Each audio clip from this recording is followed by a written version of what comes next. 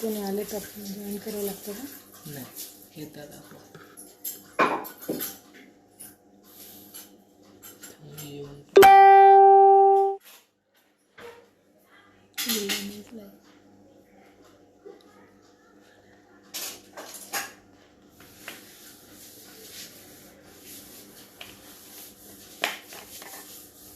करू बंद परत.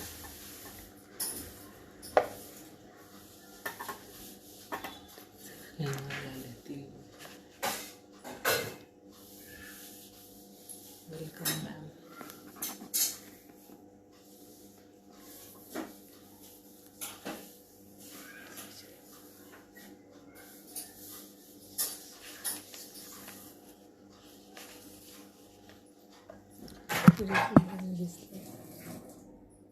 हां, असं पाहिजे ना.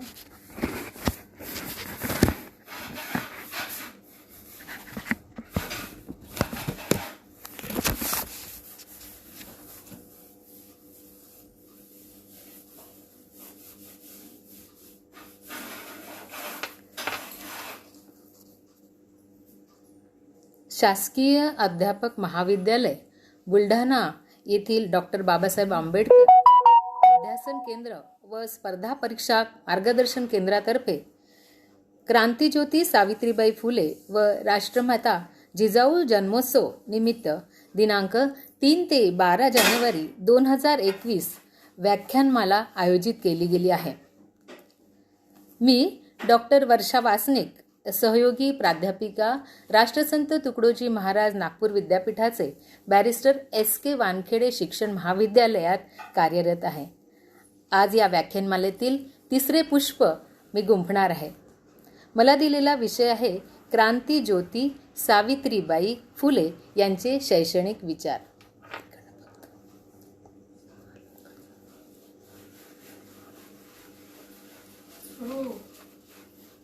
सर्वप्रथम संविधानाचे शिल्पकार डॉक्टर बाबासाहेब आंबेडकर, युगप्रवर्तक महात्मा ज्योतिबा फुले, क्रांतीज्योती सावित्रीबाई फुले, राजश्री शाहू महाराज आणि सर्व थोर महात्म्यांना मी अभिवादन करते. त्यांच्या विचारांना मी अभिवादन करते. शासकीय अध्यापक महाविद्यालयातील प्राचार्या आदरणीय डॉक्टर सीमा लिंगायत, डॉक्टर बाबासाहेब आंबेडकर अध्यासन केंद्राचे समन्वयक डॉक्टर हर्षानंद खोब्रागडे सर आणि आपण सर्व उपस्थित यांचे मी स्वागत करते. आज 190व्या सावित्रीबाई फुलेच्या जयंती प्रित्यर्थ स्त्रीमुक्ती दिनाच्या मी तुम्हाला प्रथम खूप शुभेच्छा देते. सावित्रीबाई फुले यांचे शैक्षणिक कार्य बघत असताना आपण सुरुवातीला बघूया की सावित्रीबाईंचा जन्म 3 जानेवारी 1831 रोजी महाराष्ट्रातील सातारा जिल्ह्यातील नायगाव या गावी खंडोजी नेवसे पाटील यांच्या घरी झाला. 9व्या वर्षीच त्यांचा विवाह ज्योतिराव फुल्यांशी झाला. लग्नानंतर सावित्रीबाईंना ज्योतिरावांनी शिकवलं. त्यांच्या अंगी असलेल्या गुणांमुळेच आज महाराष्ट्रातील स्त्री जीवनाला आकार देणारी एक रचनात्मक शक्ती म्हणून स्त्री शिक्षण समाज सुधारणा चळवळीच्या आद्य प्रवर्तक महिला ठरणाऱ्या क्रांतीज्योती, समाज शिक्षिका, स्त्रीमुक्तीच्या प्रणेता, शूद्रांच्या अन्यायविरोधात वाचा फोडणाऱ्या, साहित्यिक, कवयित्री अशा अनेक गुणांनी त्या परिपूर्ण होत्या. ज्योतिराव फुल्यांसोबत त्यांनी कार्य करून सामाजिक क्रांती आणि शैक्षणिक क्रांती घडवून आणली आणि म्हणूनच हा 3 जानेवारी हा त्यांचा जयंती दिवस जो आहे तो आपण एक महिला शिक्षक दिन किंवा स्त्री मुक्ती दिन यांनी सुद्धा आपण तो साजरा करू शकतो. महाराष्ट्रातील सत्यशोधक समाज हे सामाजिक परिवर्तनाचं प्रतीक आहे. महात्मा ज्योतिबा फुले, आगरकर, लोकहितवादी यांच्या समकालीन सामाजिक न्यायासाठी सक्रिय चळवळ करणाऱ्या स्त्रियांमध्ये सावित्रीबाई फुले, पंडिता रमाबाई, ताराबाई मोडक यांचाही समावेश होतो. भारतातील पहिली शिक्षिका म्हणून, पहिली मुख्याध्यापिका म्हणून, पहिली समाजसेविका म्हणून, पहिली शिक्षण तज्ज्ञ म्हणून आपण जर कुणाचं नाव घेत असाल तर ती सावित्रीबाई फुलेच होय. सावित्रीबाई फुलेंच्या कार्यासंबंधी जाणून घेण्यापूर्वी आपल्याला त्या काळातली परिस्थिती काय होती हे माहिती असणं अतिशय आवश्यक आहे. आणि जवळपास बरेच लोकांना ते माहिती आहे की प्राचीन काळामध्ये किंवा 19व्या शतकाच्या काळामध्ये कशी स्थिती होती. जो काळ की सावित्रीबाई फुले 1848 ते 1897 या कार्यकाळात त्यांनी जे कार्य केलं, त्या काळाच्या आधी किंवा त्या काळामध्ये इंग्रजी शासन होते. आणि इंग्रजी शासन असले तरीही भारतीय समाज हा मनुस्मृतीच्या प्रभावाखाली आलेला होता आणि समाजात एक वर्णव्यवस्था, चातुर्वर्ण व्यवस्था ही अस्तित्वात होती. या वर्णव्यवस्थेमध्ये केवळ एकच वर्ग, ब्राह्मण वर्गालाच शिक्षणाचा अधिकार होता किंवा त्यांचा एकाधिकार होता असंही म्हणता येईल. बाकी सर्व वर्गांना शिक्षणापासून वंचित होते. आणि त्या काळात अस्पृश्यता, जातीभेद, विषमता, शूद्र अतिशूद्र यांची विटंबना ही फार मोठ्या प्रमाणात सुरू होती. आणि पुढच्या हळूहळू ज्योतिबा फुल्यांनी शिक्षण घेतलं आणि पुढच्या पिढीसाठी शिक्षण देण्यासाठी किंवा त्या काळात सावित्रीबाईंनाही सोबत घेऊन त्यांनी शिक्षणाचं कार्य सुरू करण्याला सुरुवात केली. ही त्याच्या मागची परिस्थिती होती. इंग्रजांनी तर आपल्याला शिक्षणाच्या सोयी सुरू करून दिल्या होत्या, परंतु आपल्या भारतातीलच उच्चवर्णीयांनी किंवा काही सनातन्यांनी ह्यामध्ये फक्त एकच वर्गाला शिक्षण असावं असा त्यांचा आग्रह होता. आणि शिक्षण ही एक सामाजिक बाब नसून ती धार्मिक बाब आहे अशी त्यांनी ख्याती केली की ही एक सामाजिक बाब नव्हे तर ही धार्मिक विधी आहे जे शिक्षण घेणं, आणि म्हणून इतरांना शिक्षण घेता येत नाही असं त्या काळात त्यांनी त्याचा पायंडा दिला होता. आणि म्हणून बहुजन समाजातील स्त्रिया, पुरुष ह्या सगळ्यांना शूद्र अतिशूद्राची वागणूक दिली जात होती. अशा काळामध्ये ही मानसिकता बदलवण्याचं आणि शिक्षण हे सगळ्यांना मिळालं पाहिजे, सगळ्या स्त्रियांना आणि सर्व पुरुषांना हे मिळालं पाहिजे अशा पद्धतीचं कार्य करण्याची जबाबदारी ज्योतिबा फुल्यांनी आणि सोबतच सावित्रीबाई फुल्यांनी घेतली. आणि ही मानसिकता बदलवणं हे मोठं कार्य सावित्रीबाईंनीनं खूप हिरिरीनं, खूप छान पद्धतीने तिने केलेलं दिसून येतं. आणि म्हणूनच आपण आज सावित्रीबाई फुल्यांची जे काही कार्य आहे त्याविषयी आपण विचार करतो आहे.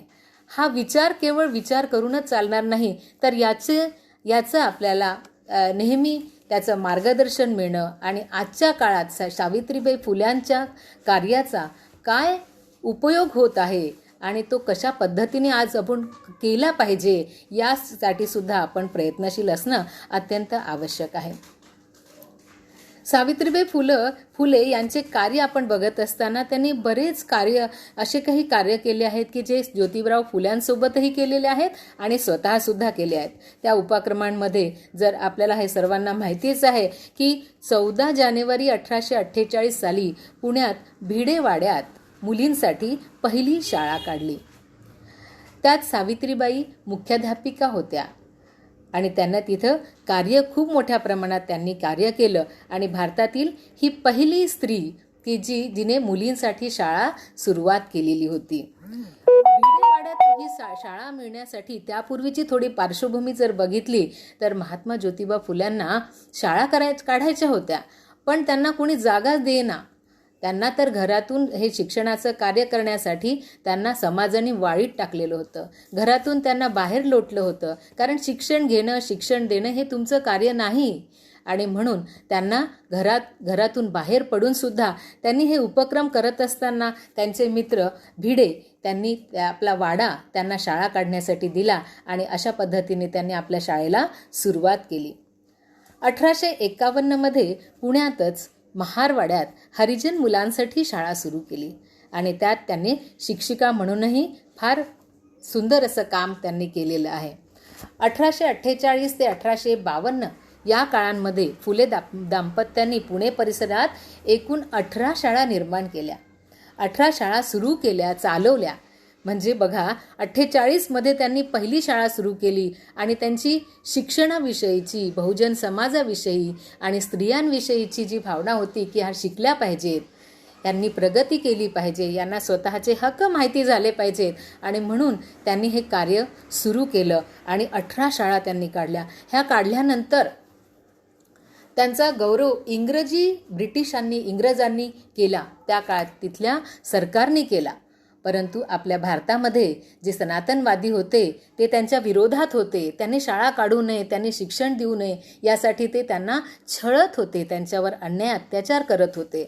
त्यांचं असं म्हणणं होतं की स्त्रिया जर शिकल्या तर त्या जर शिक्षण घेत असतील तर त्यांच्या जीवनामध्ये अळ्या पडतील, त्यांना पुत्र होणार नाहीत, त्या विधवा होतील. असे वेगवेगळे पायंडे त्यांनी पाडले की जेणेकरून स्त्रिया ह्या शिकायलाच नको, त्या नेहमी दासी म्हणूनच राहिल्या पाहिजेत, अशी त्यांची सनातनवाद्यांची किंवा ब्राह्मणांची अशी धारणा होती की जेणेकरून आमचंच वर्चस्व राहील. शिक्षण घेतल्याने माणूस सुधारतो, त्याला शिक्षण घेतल्याने त्याचं कर्तृत्वाची जाण येतं आणि तो आपला विकास करू शकतो. हे सगळं माहिती होऊ नये आणि त्यांची प्रगती होऊ नये, ते नेहमी दास्यत्वातच राहावं आणि आमचंच वर्चस्व त्यांच्यावर राहावं, ही त्यांची धारणा असल्यामुळे ते नेहमीच त्याला अडथळे आणत असत. 28 जानेवारी 1853 रोजी पुण्यात बालहत्या प्रतिबंधक गृहाची स्थापना केली आणि त्याची सगळी व्यवस्था सावित्रीबाईच पाहत. तर हे बालहत्या प्रतिबंध गृह काय आहे हो? तर त्या काळामध्ये बालविवाह होत होते आणि बालविवाह म्हणजे ज्या 7-8 वर्षाच्या मुलींचं लग्न झालं तर त्यांचा पती हा 70 वर्षाचा 80 वर्षाचाही राहू शकत होता. म्हणजे बालविवाह करायचा, पण तो वृद्ध माणसाशी सुद्धा त्याचं लग्न होत होतं आणि त्यांच्या मृत्यूनंतर त्या विधवा राहत आणि त्यानंतर अशा स्त्रियांचा फायदा इतर लोक घेत असत आणि त्यामध्ये त्यांना जर काही मुलं झाले तर तर जर ती गरोदर राहिली, तर प्रेग्नंट राहिली, तर मग त्यांना मरण्याशिवाय दुसरा काही मार्गच नव्हता. आणि त्यावेळेस अशाच एका वेळेस ज्योतिराव फुले बाहेर असतानाच काशीबाई ह्या ब्राह्मण होत्या आणि त्या ब्राह्मण स्त्रीने अशाच समस्येला तोंड देत असताना त्या स्वतः मरण्यासाठी नदीकडे जात होत्या आणि महात्मा फुल्यांनी त्यांना वाचवलं आणि त्यांना आपल्या घरी घेऊन आल्या.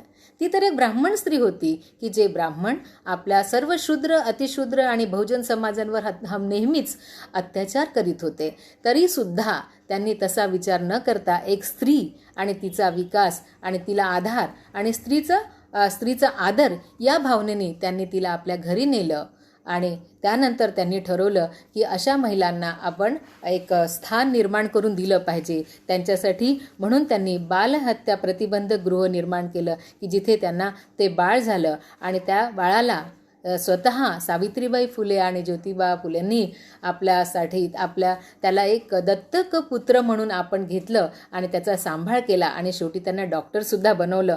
म्हणजे हे किती मोठं कार्य. ज्या काळामध्ये विरोध हा खूप होता, त्या विरोधाला न जुमानता त्यांनी इतकं सुधारणावादी कार्य केलं. त्यात सावित्रीबाई सुद्धा मागे नव्हत्या, तर त्या पुढेच होत्या. आपला मुलगा जो यशवंत होता त्याला त्यांनी डॉक्टर केलं आणि त्यानंतर त्यांचा मिश्र विवाह म्हणजे आंतरजातीय विवाह सुद्धा करून आणला. आज आधुनिक काळात आपण बघतो की आंतरजातीय विवाह केल्याने जाती निर्मूलन होऊ शकतं, जातीभेद निर्मूलन होऊ शकतं, पण आज सुद्धा आपण बघतो की आंतरजातीय विवाह केलं तर त्याला विरोध होताना दिसतो. अलीकडे तर आपण करूच नये अशासारख्या आपल्या प्रथा किंवा अशासारख्या समज आता समाजामध्ये निर्माण होत आहे. परंतु आंतरजातीय विवाहाला आज सुद्धा सावित्रीबाईंनी जे सुरू केलं होतं ती प्रथा किंवा ती सुधारणा आज आपल्याला खूप महत्त्वाची वाटते. त्याच्यावर आपण सगळ्यांनी लक्ष केंद्रित केलं पाहिजे की जेणेकरून आपण सावित्रीबाईंचं स्वप्न साकार करू शकतो. विधवा पुनर्विवाह घडून आणण्यासाठी सुद्धा त्यांनी सभा स्थापन केल्या. म्हणजे विधवा ज्या छोट्या छोट्या वयाच्या विधवा होत्या त्यांनी पुनर्विवाह करण्यासाठी सुद्धा त्या काळामध्ये त्यांनी त्याच्यासाठी प्रयत्न केला. केशवपनाच्या चालीविरुद्ध नाव्ह्यांचा संप घडवून आणला. म्हणजे जेव्हा पती वारला तर त्या स्त्रीचं मुंडन केलं जात होतं, केशवपन केलं जात होतं आणि ही त्यांची प्रथा होती. का असं करायचं? तर ती जी सुंदर कन्या आहे तिला आपण विद्रूप केलं पाहिजे, कारण तिचा नवरा मेला. आणि अशा स्त्रीकडे इतरांचं लक्ष जाऊ नये किंवा तिला इतरांसोबत संसार करू नये यासाठी म्हणून ती एक पापी आहे अशी धारणा, मुली म्हणजेच पापी अशी धारणा त्या काळात होती. आणि विधवा तर मग फारच दूरची. तर अशी विधवा त्यांनी पुनर्विवाह करण्यासाठी त्यांचे केशवपन करत होते. तर केशवपन केल्यामुळे ती कशी विद्रूप दिसणार आणि तिला एका खोलीत डांबून ठेवायचं. तर ही किती क्रूर अशी त्यांना वागणूक दिली जात होती. तर सावित्रीबाईंनी त्याच्याकडेही लक्ष केंद्रित केलं आणि त्यांनी नाव्ह्याचा संप घडवून आणला की जेणेकरून अशा विधवांचे केस वपन केले जाणार नाही. हाही किती मोठा आंदोलनाचाच भाग आहे.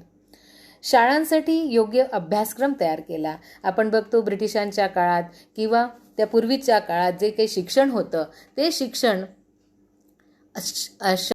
शूद्र अतिशूद्रांना घेण्यासारखं नव्हतं किंवा त्यांच्या भाषा ह्या वेगळ्या होत्या.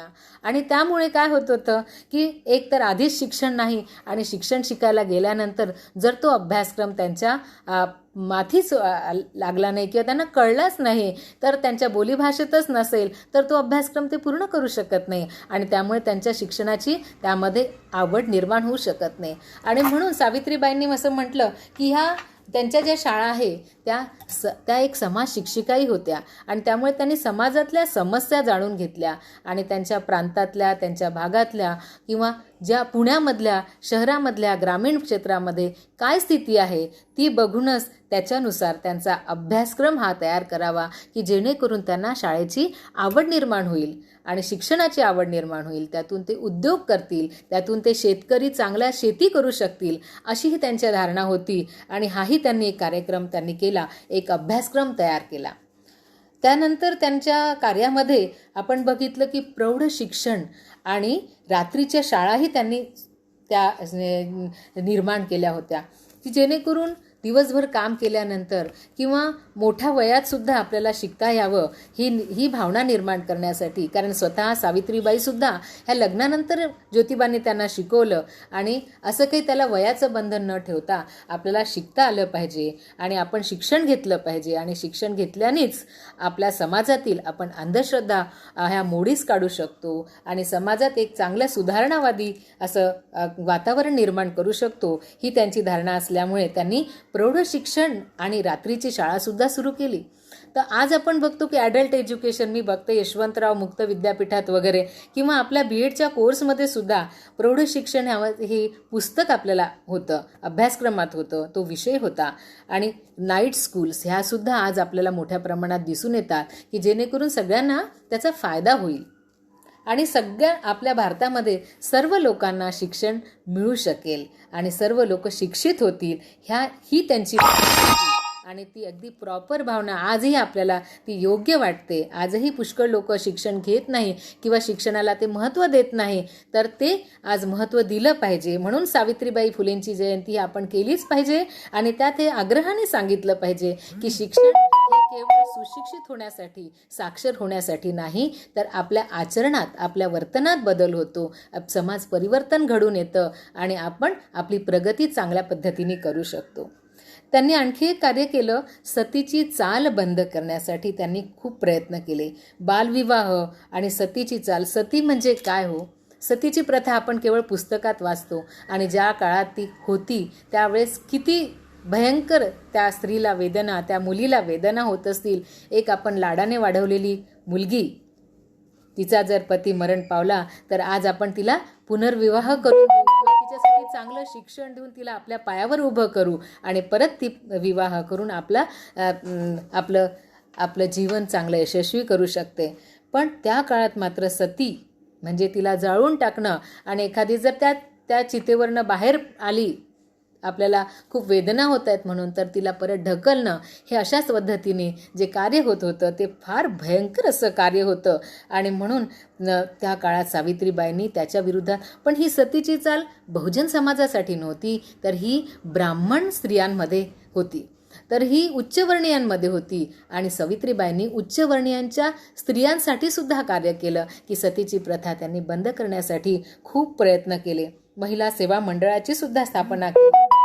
असे त्यांनी शिक्षणासोबतच सामाजिक कार्यसुद्धा केले.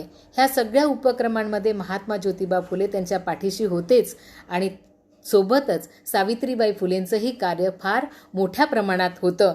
आणि म्हणून आपल्याला असं म्हणता येईल हे दाम्पत्य दोघेही इतके महत्त्वपूर्ण होते, एकमेकास पूरक होते आणि म्हणूनच ह्या सुधारणा होऊ शकल्या.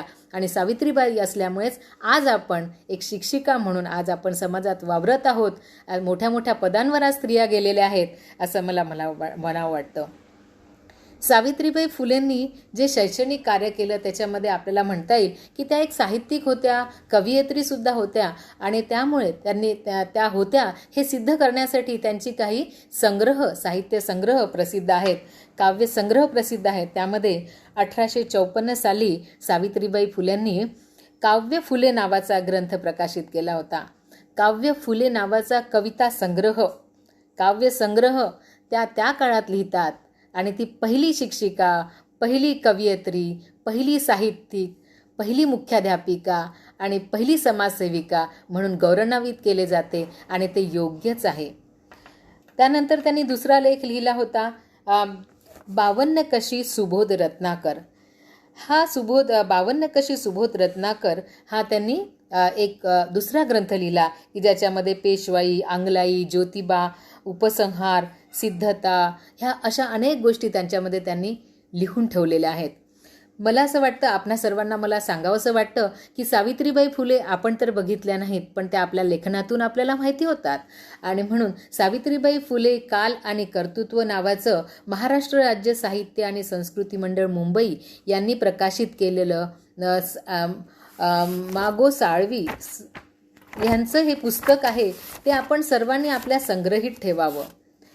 की ज्या मागो माळी यांनी हे पुस्तक लिहिलेलं आहे त्या पुस्तकामधून आपल्याला जे आपल्याला त्यांचे प्रसंग, त्यांचे कार्य हे माहिती होतात त्यावरूनच मी आपल्याला ही माहिती देत आहे.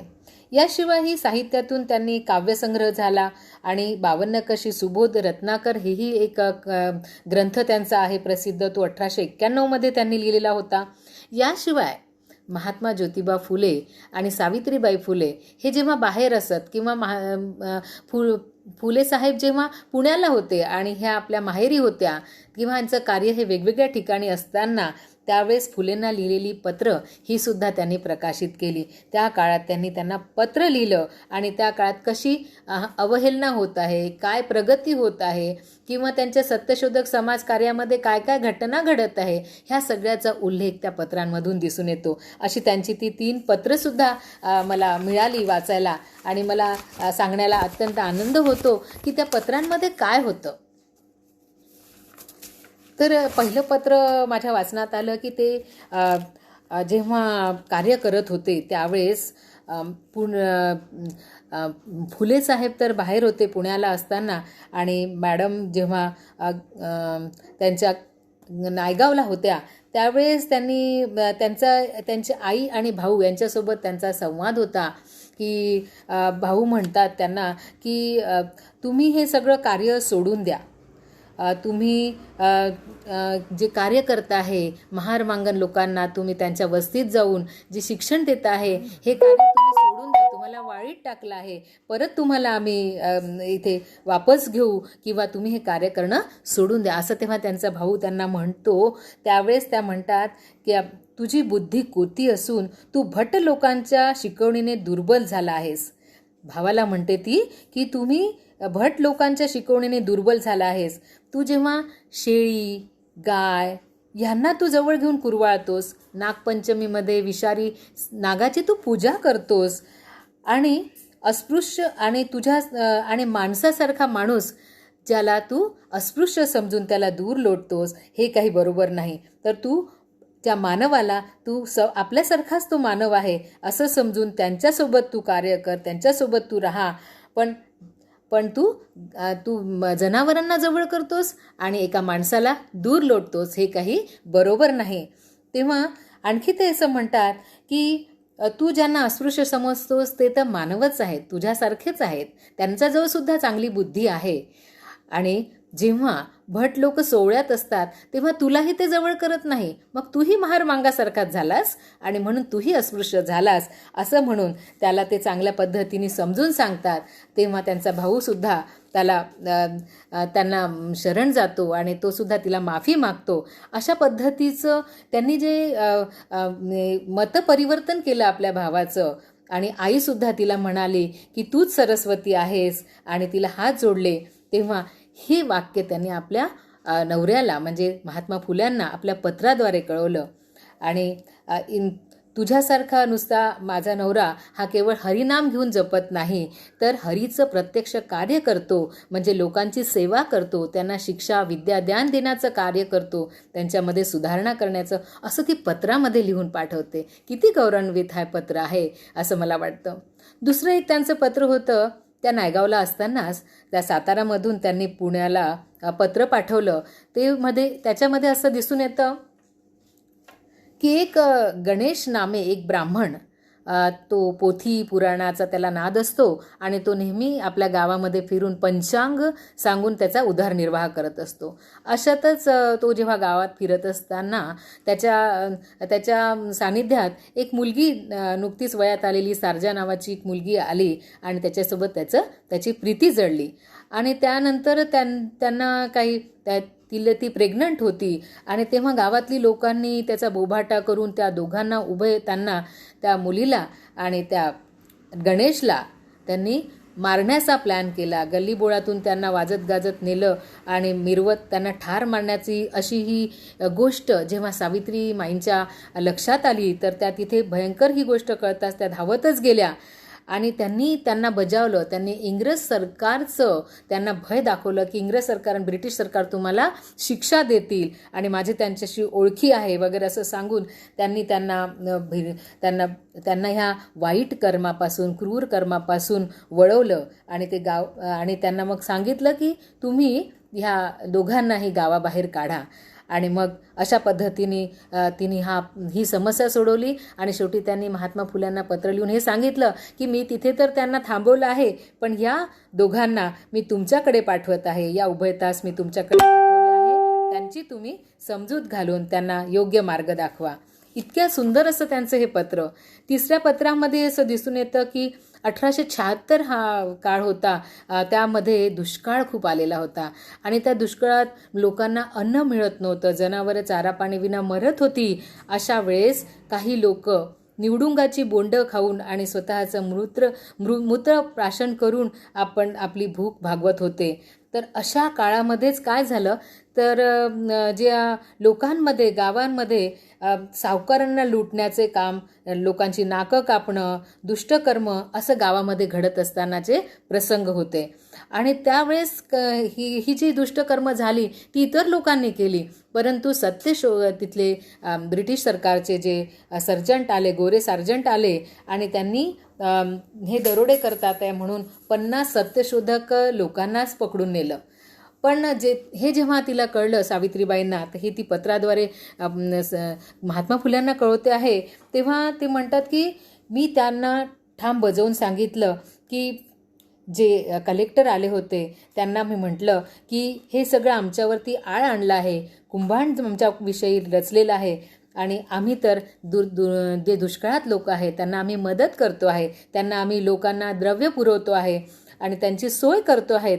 आणि अशा वेळेस त्या कलेक्टरला सुद्धा त्यांचं बोलणं पटलं आणि तो सुद्धा हे सगळं दुष्काळातलं कष्ट बघून तो कळवळून त्यांनी सुद्धा त्या केंद्रामध्ये ज्वारीच्या 4 गाड्या पाठवल्या आणि त्यांनी सुद्धा ह्या लोककल्याणकारी कार्याला मदत केली.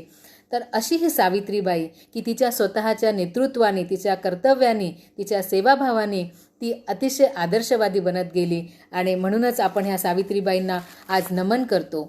तर हे त्यांचे सगळे सामाजिक कार्य झाले. तर आता आपण बघूया शिक्षणाविषयी त्यांचं काय होतं, त्यांचं काय महत्त्व आहे. त्यांचं शिक्षण जे होतं ते त्यांनी काव्य फुले या ग्रंथातून आपल्याला दिसून येतं. शिक्षणाचं त्यांचं स्वरूप ते असं म्हणतात की शिका आणि शिकवा, म्हणजे स्वतः शिका, जसं सावित्रीबाई सुद्धा शिकल्या आणि इतरांना शिकवायला त्या प्रवृत्त झाल्या आणि कार्य करत राहिल्या, तसंच शिका स्वतः आणि इतरांनाही शिकवा, म्हणजे आपल्यापुरतेच मर्यादित राहू नका. आजही आपण हाच वसा आपण इतरांना देत असतो. आजही मागास भागामध्ये आपण ग्रामीण क्षेत्रामध्ये किंवा मुलींच्या बाबतीत जर आपण बघितलं तर काही मुली शिक्षणाला तयार नसतात आणि म्हणून आज आपण शिकलो तर हा जी सावित्रीबाईंची ज्योत जी आहे ती आपल्याला पेटवली पाहिजे आणि ह्या ज्योतींनी इतरांमध्ये प्रकाश निर्माण केला पाहिजे. शिका आणि शिकवा हा त्यांचा मूलमंत्र. त्यांनी समाजातील जी वाईट स्थिती होती, जी वाईट प्रथा होती, त्याला कारण म्हणजे अज्ञान आहे आणि ते अज्ञान दूर करण्यासाठी शिक्षण हे एकच साधन आहे असं त्या जाणतात आणि म्हणून ते म्हणतात हे शिक्षण मुलींना देण्यासाठी सावित्री समाशिक्षिका बनली. त्या असं म्हणतात की मुलांपेक्षा मुलींना शिक्षण दिलं पाहिजे. महात्मा फुले सुद्धा म्हणतात की मुलींच्या शिक्षणाचं प्रमाण वाढवलं पाहिजे, मुलींना शिक्षित केलं पाहिजे. तर ते का? तर मनुष्याचा, त्यांच्या एका कवितेतून बघा, मनुष्याचा खरा दागिना शिक्षण आहे घ्या चला. मनुष्याचा खरा दागिना शिक्षण आहे घ्या चला.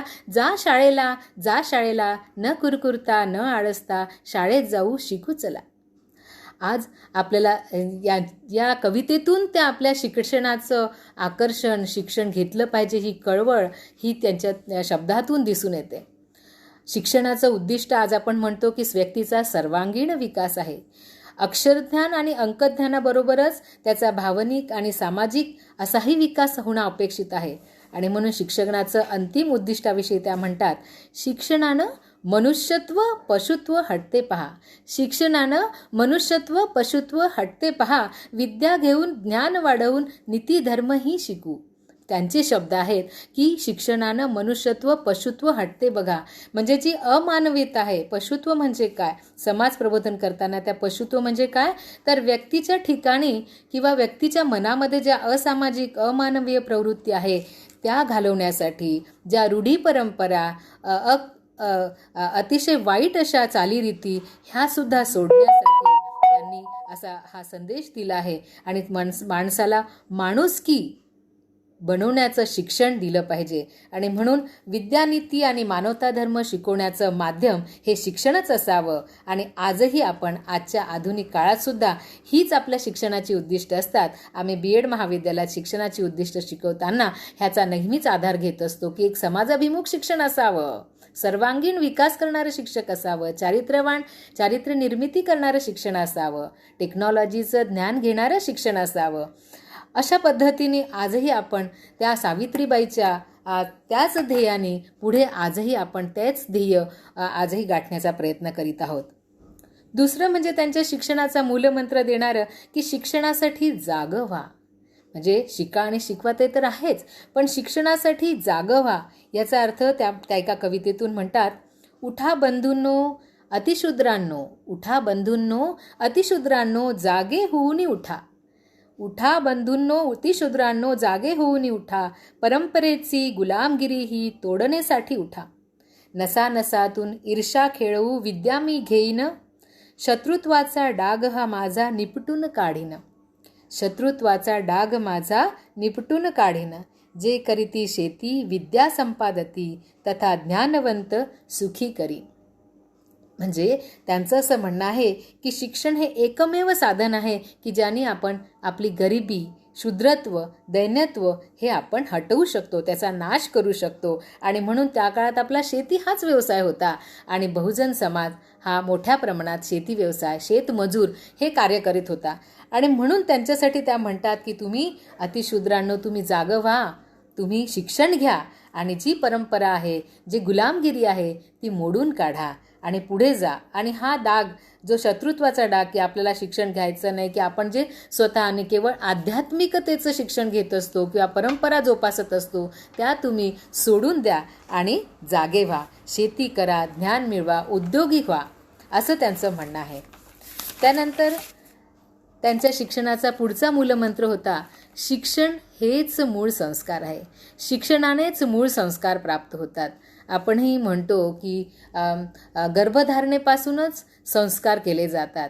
म्हणजे काय तर जेव्हा गर्भधारणा होते तेव्हा त्या मातेचा आहार, विचार, संस्कार, पर्यावरण, त्या भोवतालची परिस्थिती ह्या सर्वांचा परिणाम हा त्याच्या गर्भावर होत असतो, त्याच्या पुढील पिढीवर त्याचा परिणाम होत असतो, हे सावित्रीबाईंनी ओळखलं. आणि म्हणून म्हणतात शिक्षणाचं मूळ हे संस्कारच आहे.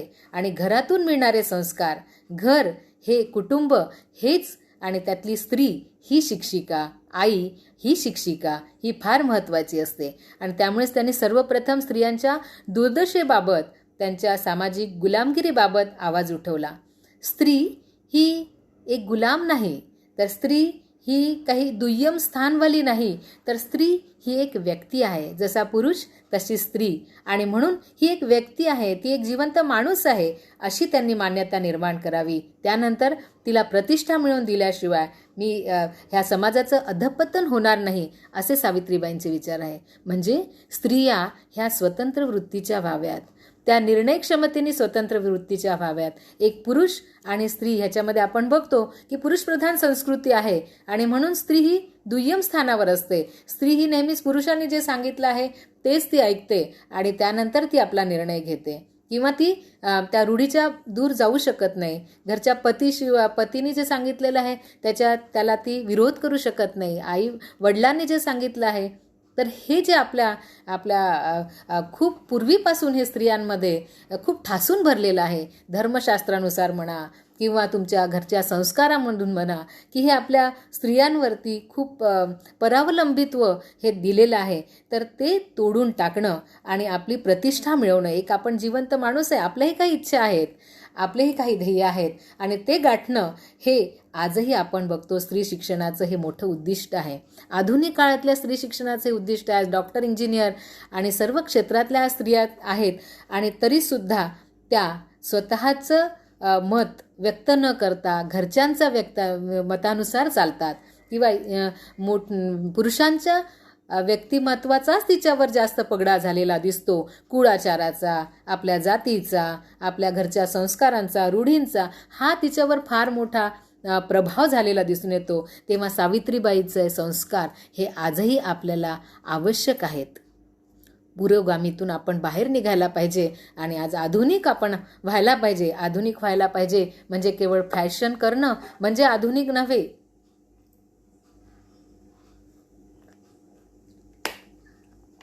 तर एक व्यक्ती म्हणून आपण जगलं पाहिजे. इतरांचाही तसाच आपण विचार केला पाहिजे. नाही तर मी माझा स्वार्थ बघेल आणि इतरांसाठी तो मजूर आहे, ती आपल्याकडे काम करणारी स्त्री आहे, असा तिच्याकडे न बघता ती एक स्त्री आहे, तिचा आदर केला पाहिजे, तिला पुढे नेण्याचा प्रयत्न केला पाहिजे. तिच्यावरती अन्याय अत्याचार जर होत असतील तर त्याला वाचा फोडण्यासाठी आपण प्रयत्न केले पाहिजे, असं मला वाटतं. आणि म्हणूनच ह्या सगळ्या गोष्टींसाठी सावित्रीबाईंनी जे कार्य केलं, सामाजिक कार्य, ज्याच्यामध्ये केशवपणाचा विरोध केला, नाव्ह्याचा संप केला, विधवा विवाह करून आणले, बालविवाहाला त्यांनी मान्यता दिली नाही, असे अनेक त्यांनी उपक्रम केले, की हळदीकुंकीचा कार्यक्रम घडवून आणला, की जेणेकरून सर्व जातीतील स्त्रिया ह्या एकत्र येतील. ह्यांचं कार्य हे केवळ मागासवर्गीय स्त्रियांसाठी म्हणून नाही, तर सर्व स्त्रियांसाठी. तर मी तर असं म्हणेन की उच्चवर्णीय स्त्रियांसाठीच या सावित्रीबाईंच्या कार्याचा खूप मोठा लाभ झालेला आहे. आणि म्हणून आज सर्व स्त्रिया सर्व शिक्षण घेतात आणि मोठ्या मोठ्या पदांवर त्या गेलेल्या आहेत आणि कार्य करताना दिसून येतात. तर 50% स्त्रिया ह्या आज समाजामध्ये कार्यरत असताना दिसतात. तर आपल्याला त्याचं प्रमाण आता 100% करायला पाहिजे, मग ते कुठलंही कार्य असो. आणि ते त्याच्या बुद्धिमत्तेनुसार, प्रत्येक व्यक्तीमध्ये आपली बुद्धिमत्ता असते आणि ती कौशल्य असतात, पण त्याला केवळ फुंकर घालण्याची जरूरत असते. त्या क्षमतांचा विकास करण्यासाठी म्हणूनच शिक्षिका हवी असते, म्हणून शाळा हवी असते, समाज शिक्षिका हवी असते. आणि ह्या सगळ्या गोष्टी सावित्रीबाईंमध्ये होत्या आणि म्हणूनच त्यांना शिक्षणाच्या प्रणेता आपण म्हणू शकतो, आद्य शिक्षिका म्हणू शकतो. आणि स्त्रीमुक्तीच्या प्रेरणास्थान आपण त्यांना देऊ शकतो. त्यांचं पुढचं महत्त्वाचं तत्त्व असं होतं की शिक्षणाच्या प्रगतीस परंपरा आणि परिस्थिती ह्या कारणीभूत आहेत. सावित्रीबाईंनी हा सिद्धांत मांडला आहे त्यांनी, की शिक्षण ह्याची प्रगती करण्यासाठी किंवा आपण शिक्षणाने सुधारणा करण्यासाठी ज्या परंपरा आहेत आणि परिस्थिती आहे ह्या कारणीभूत असतात. यासाठी त्या म्हणतात की कोणत्याही समाजाची नवीन पिढी शरीराने, मनाने, संस्काराने निरोगी व्हायची असेल तर त्या समाजाचे नैतिक स्वास्थ्य निरोगी, स्वच्छ व सुसंस्कृत असावे लागते. शूद्रादिशूद्र मुलींच्या शाळेत जेव्हा शाळांमध्ये त्या शिकवायला जात होत्या, तर त्या शूद्रादिशूद्र मुलींच्या शाळेत स्वतः सावित्रीबाई, फतिमा, शेख ह्यांनी शिक्षण दिलं आणि त्यांना शिकवल्यानंतर त्यांची परीक्षा घेतली. तसंच काही दुसऱ्या शाळांमध्ये ब्राह्मण शिक्षिका होत्या, त्यांनी ब्राह्मण मुलींना शिकवलं आणि त्यांची परीक्षा घेतली.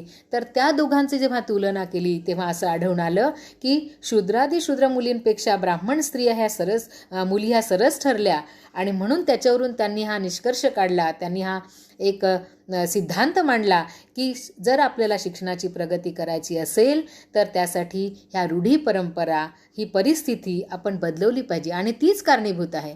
जर तुम्हाला योग्य वातावरण, योग्य सुविधा, योग्य शाळा आणि योग्य शिक्षक जर आपल्याला सगळे प्राप्त झाले तर आपण नक्कीच आपली प्रगती करू शकतो. हा सिद्धांत सावित्रीबाईंनी त्या काळात 1800च्या काळात त्यांनी 1848 पासून तर त्यांनी कार्य सुरू केलं आणि त्या 190-150 वर्षापूर्वी हे सांगितलेल्या गोष्टी मला आजही आमच्या एज्युकेशन क्षेत्रामध्ये जे सिद्धांत आम्ही शिकवतो त्यामध्ये हे आढळून येतात. मानसशास्त्रीय शिक्षण आम्ही जे सांगतो त्यामध्ये ह्या भागाचा आपण जसं की आपण म्हणतो की मुलाचा जन्म झाला की त्याच्यावर आनुवंशिकतेने म्हणजे सुप्तगुण आपल्याला प्राप्त होतात.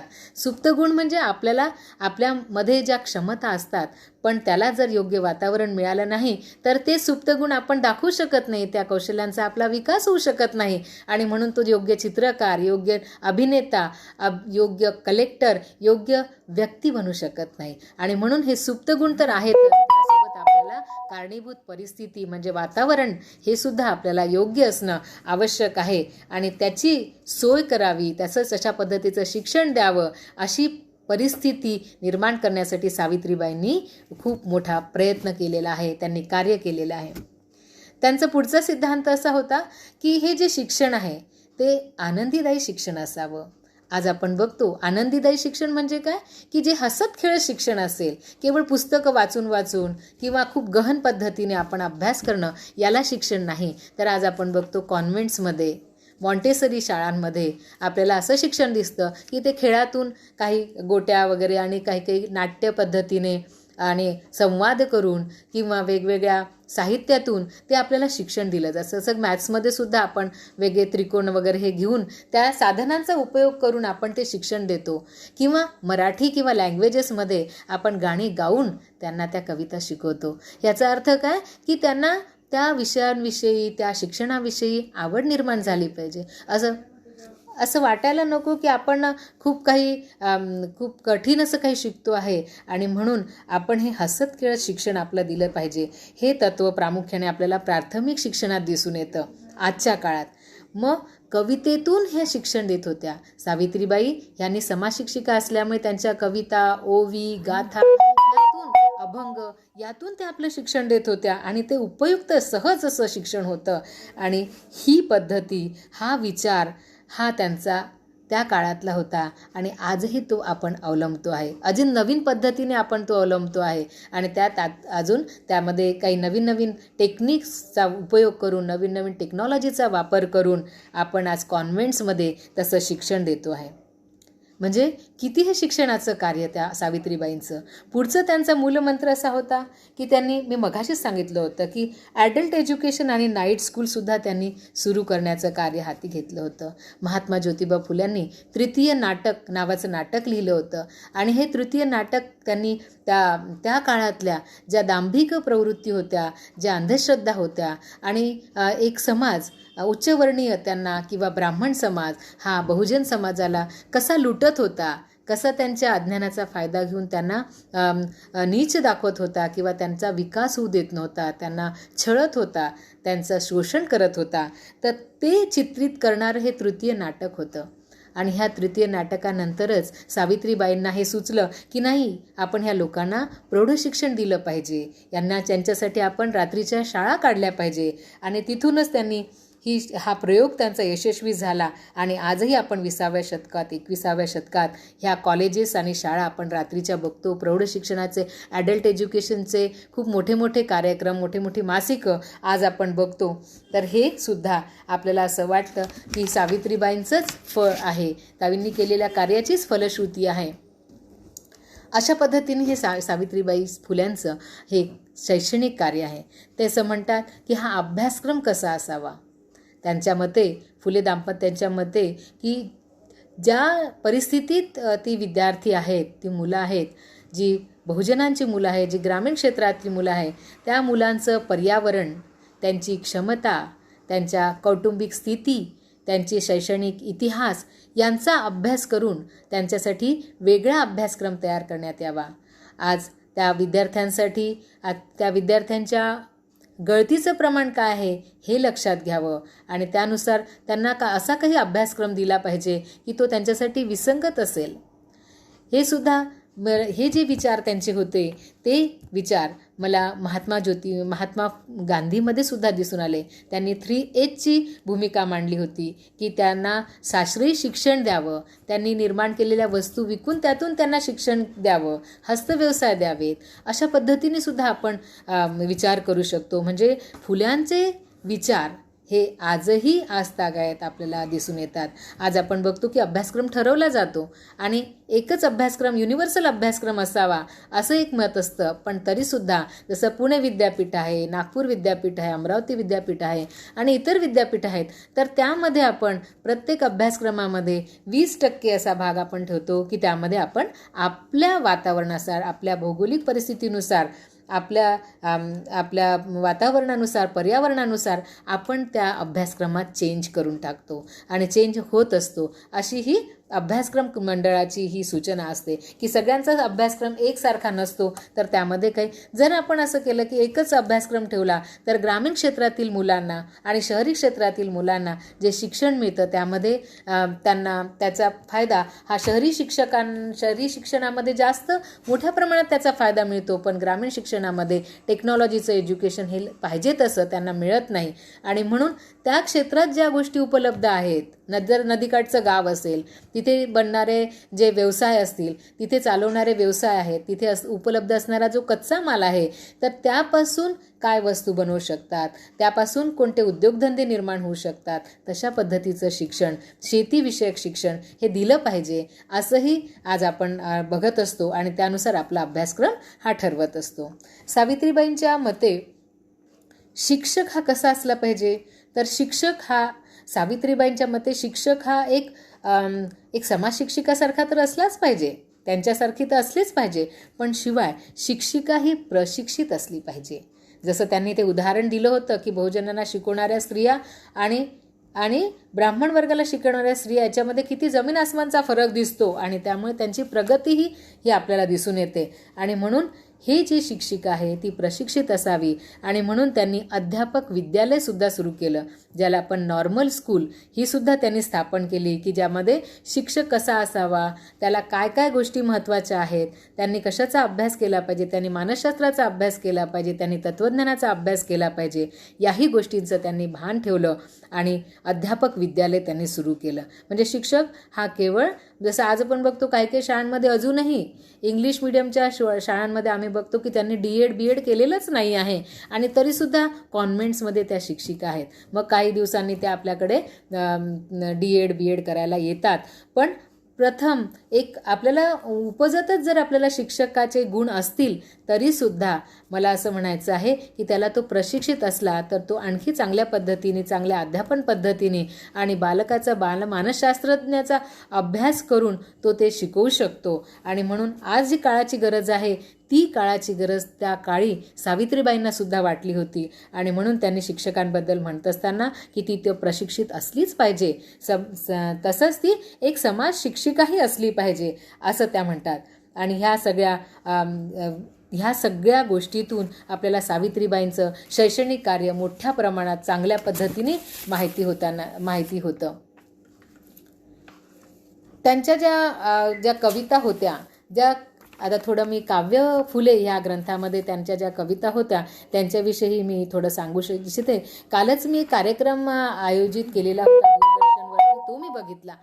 मला असं म्हणायचं आहे की सावित्रीबाई फुलेंची जयंती आपण व्याख्यानाशिवाय आणखीही इतर कार्यक्रमातून जसं करू शकतो ते खूप महत्त्वाचं आहे. सर्व दूर सर्व लोकांपर्यंत सावित्रीबाईंचं तत्त्वज्ञान, त्यांचं कार्य, महात्मा फुलेंचं कार्य हे प्रत्येकाला माहिती असलं पाहिजे. जर सावित्रीबाईंनी स्त्री शिक्षणाचा पाया रचला आहे तर ती ही सगळ्यांना माहिती नाही. आज आपण बघतो की सरस्वती ही देवता आपण विद्येची देवता म्हणून स्वीकारलेली आहे, पण त्यासोबतच आपण आज असं मला म्हणावं वाटेल की सावित्री ही सुद्धा विद्येची देवता आहे, जिने शिक्षणासाठी प्रयत्न केला, मुलींसाठी शाळा काढल्या आणि ती आपल्याला एक सावित्री माई ही आपल्याला एक देवी अशीही वाटू शकते. त्यांचे बरेच असे प्रसंग आहेत की ते ज्यामध्ये लोकांना त्यांचा फायदा झाला किंवा त्यांचं जे कार्य होतं त्याच्यामध्ये एक कार्य मला सांगावंसं वाटतं की दुष्काळग्रस्त काळात त्यांनी अन्नछत्रसुद्धा निर्माण केलं होतं. त्यानंतर त्यांचं लेखन जे होतं त्यामध्ये त्यांनी एक गृहिणी नावाचं एक नियतकालिकमध्ये त्या स्त्री शिक्षण आणि स्त्रियांचा सामाजिक दर्जा या विषयावर लेखन करीत होत्या. बघा, आज आपण लेखन करायला बघतो, पण त्या काळातली सावित्रीबाई म्हणजे किती त्या साहित्यिक आणि किती आदर्श होत्या की त्यांनी समाजाला परिवर्तन करण्यासाठी, समाजात सुधारणा करण्यासाठी लेखणी हातात घेतली, भाषणसुद्धा केलं. भाषणसुद्धा त्यांचे खूप असे प्रभावी असे ते भाषण करायच्या.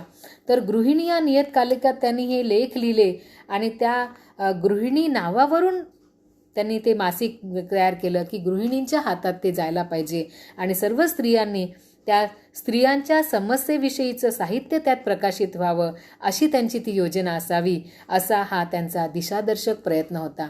की बघा की त्यांना त्या काळातसुद्धा वाटत होतं की स्त्रियांचे प्रश्न हे प्रामुख्याने समोर यावे. ती स्त्री एक दासी म्हणून, किंवा मला असं वाटतं की जे शिक्षणशास्त्रज्ञ होते, एक रुसो तुम्हाला माहिती असेल, ज्यांनी निसर्गवाद सांगितला, त्यांनी अभावात्मक शिक्षण सांगितलं, त्या रुसूनीसुद्धा स्त्रीला ही एक दुय्यम स्थान दिलेलं आहे आणि मुलं ही पाप आहेत हे सुद्धा त्यांनी म्हटलेलं होतं.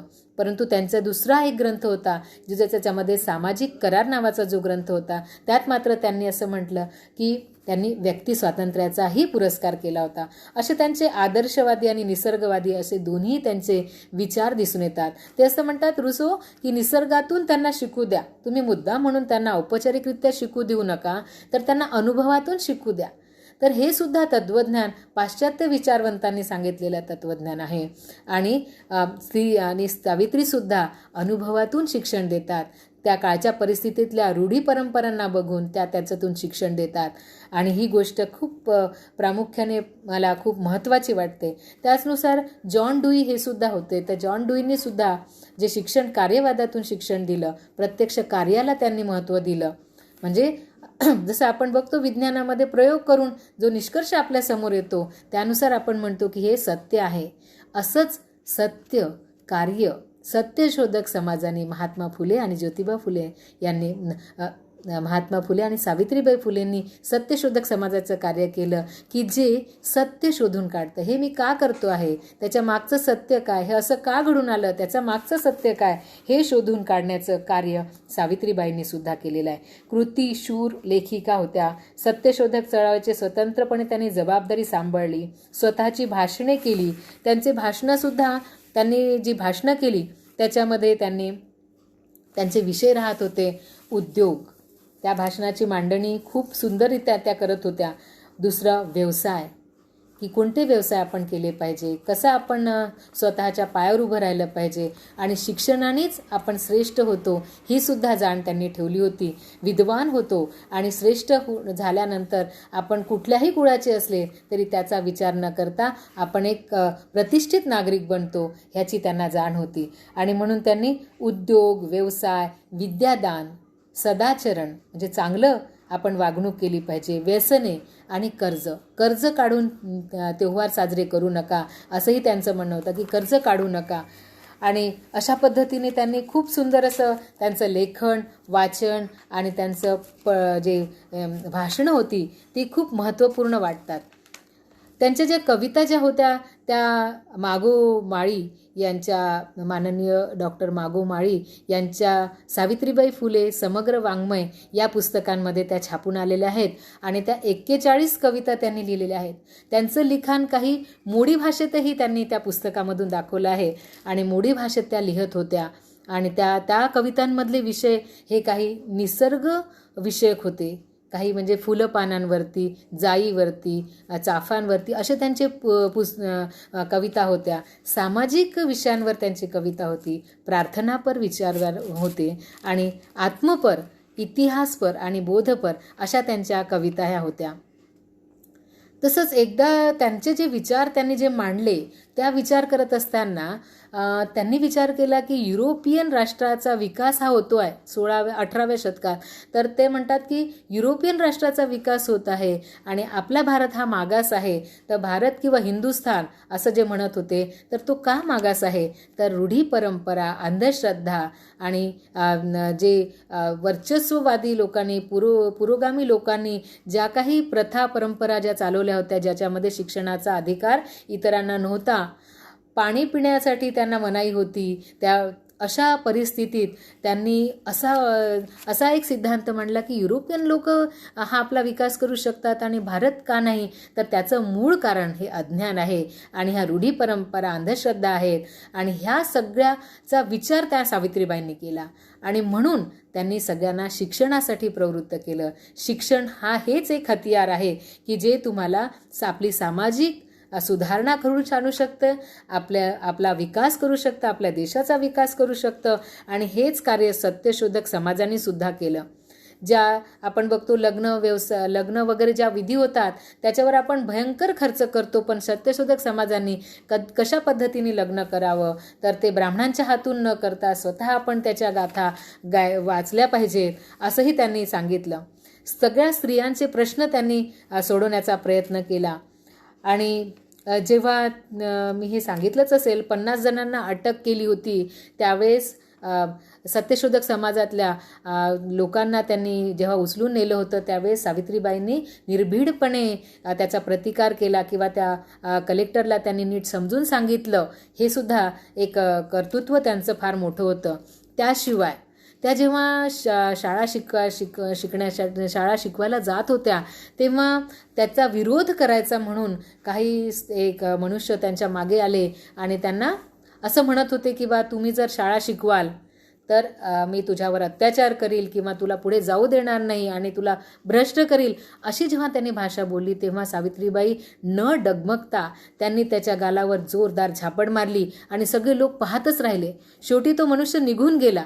म्हणजे ही कितकी मोठी त्यांची कृती होती की त्या किती कृतिशील होत्या की कोणत्याही अन्यायाविरुद्ध, अत्याचाराविरुद्ध न भिता त्यांनी प्रतिकार केला. हे खूप मोठं कार्य त्या काळात त्यांनी केलं. हे खूप प्रशंसनीय आहे, खूप कौतुकास्पद आहे आणि अशा या सावित्रीबाईंना मी काही पालीमधल्या एका वचनांनी त्यांचा सत्कार करू इच्छिते. तर पालीमध्ये तुम्हाला माहिती असेल की पाली प्राकृत ही खूप प्राचीन भाषा आहे आणि त्या पाली साहित्यातील जे सत्य आपण लिहिलेलं होतं की जे आपल्या भारतातून नष्ट केलं होतं आणि तेच सत्य आज आपण परत पाली भाषेतून माहिती करून घेतो आहे, शिकतो आहे. त्याच्यातल्या विशुद्ध मग्ग या ग्रंथामधल्या गाथा आहेत. त्या अर्थ आपण नीट समजून घेऊया की त्या गाथांमध्ये त्या प्रॉपर आपल्या सावित्रीबाईंना अगदी लागू होतात असं मला वाटतं आणि हीच मी त्यांना एक त्यांच्यासाठी गाथा म्हणून त्यांना आदर देते असं मला वाटतं. कम्म विज्जाचं धम्मोच सीलं जीवितमुत्तमं एतेन मज्जा सुज्जन्ति न गोतेन धनेन वा सब्बदा सीलसंपन्नो पय्यवा सुसंमहितो आरद्धवीर्यो पहिततो ओघं तरती दुत्तरम. कर्म, विद्या, धर्म, शील आणि उत्तम जीवनचर्यामुळे व्यक्ती श्रेष्ठ होतो. कर्म, विद्या, धर्म तसंच शील आणि उत्तम जीवनचर्या यामुळे व्यक्ती श्रेष्ठ होतो, गोत्रांनी किंवा धर्माने नाही. जो नेहमी शीलसंपन्न प्रज्ञावान असतो, जो संस्कारित असतो, तो उत्साही आणि प्रयत्नशील असतो. अशा व्यक्ती कठीणातील कठीण संकट पार करू शकतात. या गाथा सावित्रीबाईंना तंतोतंत लागू होतात. तसंच थोर पुरुष महामानव डॉक्टर बाबासाहेब आंबेडकर, महात्मा ज्योतिबा फुले आणि ह्या सगळ्यांना ह्या गाथा लागू होतात. तर एवढं बोलून मी इथेच थांबते आणि मला आज बुलढाणा येथील शासकीय शिक्षण महाविद्यालयातील प्राचार्यांनी, सीमा लिंगायत मॅडमने ही एक संधी उपलब्ध करून दिली. तसंच त्याच कॉलेजमधील बाबासाहेब आंबेडकर अभ्यास मंडळ जे आहे, त्यांनी जे अध्ययन केंद्र जे आहे त्यांचे समन्वयक खोब्रागडे सरांनी मला इथे आमंत्रित केलं आणि ही फार मोठी संधी मला प्राप्त करून दिली. त्याबद्दल मी त्यांचे धन्यवाद मानते, आभारी आहे. धन्यवाद. आपण सर्व मित्रगणांनी मला ऐकून घेतलं त्याबद्दल मी आपलेही आभारी आहे. धन्यवाद. काय करायचं आता?